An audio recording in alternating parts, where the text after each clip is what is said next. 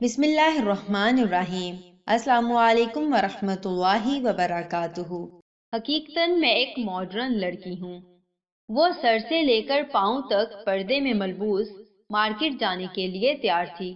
Flat سے نکل کر لوک لگایا اور چابی پڑوسن کے حوالے کر دی تاکہ دیر کی صورت میں اس کے بچے آسانی سے گھر کے اندر آ سکیں۔ پڑوسن نے چابی تھامتے ہوئے معنی خیز نظروں سے اسے دیکھا اور ہلکی سی طنزیہ مسکراہٹ کے ساتھ اندر کی طرف چلی گئی۔ وہ افسوس سے سر جھٹکتی سیڑھیاں اترتے نیچے آ رہی تھی کہ پڑوسن کے شوہر کرامت صاحب اوپر کی طرف آتے دکھائی دیے۔ اس پہ نگاہ پڑتے ہی کرامت صاحب کی آنکھوں میں خباثت چمکی۔ کچھ دور سے ہی بآواز بلند مخاطب ہوئے، ارے بھابی جان! سارا زور لفظ جان پہ لگا دیا تھا۔ گویا کہیں جا رہی ہیں، کچھ ضروری کام ہے تو عرض کیجئے، ہم موجود ہیں۔ آپ کہاں خود کو سنبھالتی پھریں گی؟ آنکھوں میں خباثت کا رنگ گہرا ہی ہوتا جا رہا تھا۔ نہیں بھائی صاحب، آپ کی مہربانی، بس کچھ ضروری کام ہے، اس نے سنجیدگی سے جواب دیا اور آگے کو بڑھ گئی۔ کرامت صاحب کی نگاہ کافی دیر تک اس کے برقعے میں الجھی رہی اور لبوں پر مسکراہٹ رینگنے لگی۔ مین روڈ پر نکلتے ہی اسے لگا جیسے ہر کوئی مضحکہ خیز نگاہوں سے اسے اپنی گرفت میں لیے ہوئے ہے، اور یہ کوئی آج کے دن کی بات نہیں تھی۔ ہر بار باہر نکلتے ہوئے اسے انہی سب چیزوں کا سامنا کرنا پڑتا تھا، اور وجہ تھی اس کا برقع۔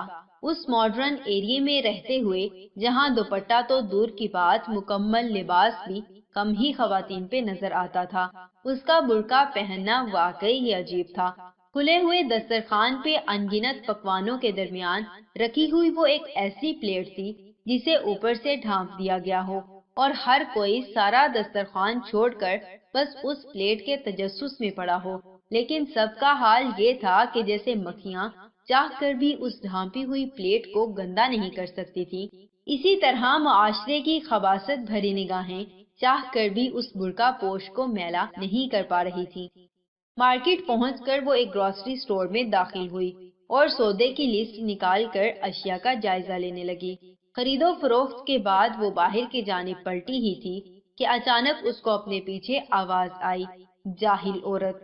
اس نے آواز کی سمت مڑ کر دیکھا تو سامنے بلو جینز پہ ریڈ شارٹ ٹاپ پہنے سلیو لیس بازوؤں کے ساتھ ایک فیشنیبل لڑکی کھڑی دکھائی دی جو کافی غصے سے اسے گھور رہی تھی۔